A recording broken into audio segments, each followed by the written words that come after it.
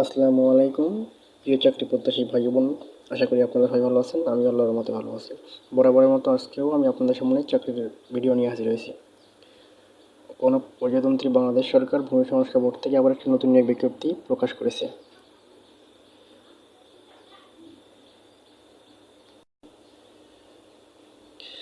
কোন কোন জেলার প্রার্থীগণ আবেদন করতে পারবেন, কোন পদের জন্য কত টাকা ফি দিতে হবে, এবং কোন জেলার প্রার্থীগণ আবেদন করতে পারবেন এবং কী শিক্ষাগত যোগ্যতা আছে, তো এই নিয়ে থাকছে বিস্তারিত আলোচনা। চলো ভিডিও শুরু করা যাক। তো 1 নং পদের জন্য 1 নং পদ হচ্ছে কম্পিউটার অপারেটর। বেতন হচ্ছে 11,000 থেকে 26,590 টাকা। জাতীয় বেতন স্কেল 2015, গ্রেড 13। পদের সংখ্যা হচ্ছে 1টি। আর শিক্ষাগত যোগ্যতা হচ্ছে কোনো স্বীকৃত বিশ্ববিদ্যালয়তে বিজ্ঞান বিভাগে স্নাতক সমান ডিগ্রি, কম্পিউটার মুদ্রাকে প্রতি মিনিটে বাংলায় 25 শব্দ, ইংরেজিতে 30 শব্দ, গতিসম সংশ্লিষ্ট বিষয়ে স্ট্যান্ডার্ড অ্যাপটিটিউড টেস্টে উত্তীর্ণ হতে হবে।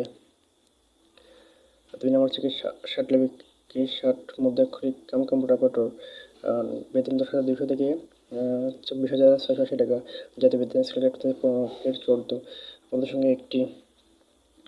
আর শিক্ষাগত যোগ্যতা হচ্ছে স্বীকৃত বিশ্ববিদ্যালয়তে দ্বিতীয় শ্রেণী বা সমান সিজিপিএতে স্নাতক সমান ডিগ্রি, কম্পিউটার দক্ষতা এবং ব্যবহারিক পরীক্ষার ষাটলিপিতে প্রতি মিনিটে গতিতে বাংলায় 45 শব্দ এবং ইংরেজিতে 70 শব্দ, কম্পিউটার টাইপিং প্রতি মিনিটে গতি বাংলা 25 শব্দ, ইংরেজিতে 30 শব্দ থাকতে হবে। 3 নম্বর পদ হচ্ছে রেকর্ড কিপার। পদের সংখ্যা 2টি। বেতন হচ্ছে কি 9,300 থেকে 22,490 টাকা। গ্রেড 14।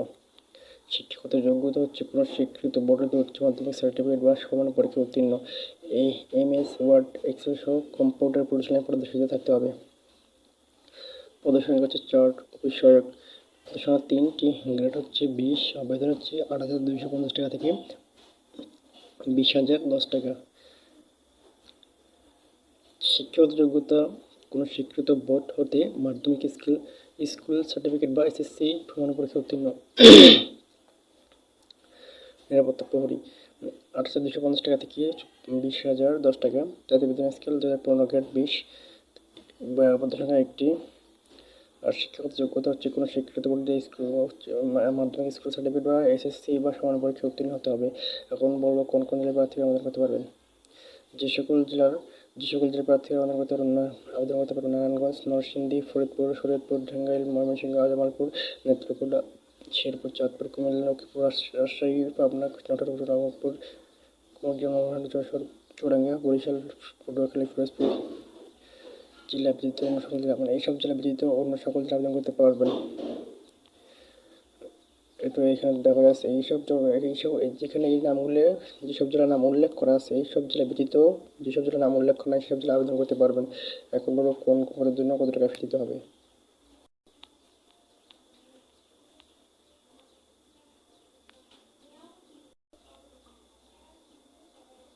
পরীক্ষায় অংশগ্রহণ ইচ্ছুক প্রার্থীগণকে যে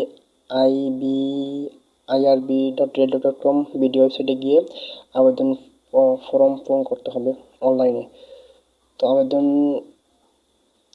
আবেদনের শুরুর তারিখ হচ্ছে 17 এপ্রিল 2024, আর আবেদনের শেষ তারিখ হচ্ছে 6 মে 2024, বিকেল 5 ঘটিকা। ছবি হচ্ছে কি দৈর্ঘ্য 300, প্রস্থ 300 পিক্সেল, স্বাক্ষর হচ্ছে দৈর্ঘ্য 300, প্রস্থ 80 পিক্সেল স্ক্যান করে আপলোড করতে হবে। হচ্ছে 1 থেকে 3 নং পদের জন্য 200 টাকা, টেলিটক সার্ভিস চার্জ 23 টাকা, মোট 223 টাকা দিতে হবে 1 থেকে 3 নং পদের জন্য 72 ঘন্টার মধ্যে। আর হচ্ছে 4 থেকে 5 নং পদের জন্য হচ্ছে 100 টাকা, তাতে মোট হলো 112 টাকা দিতে হবে।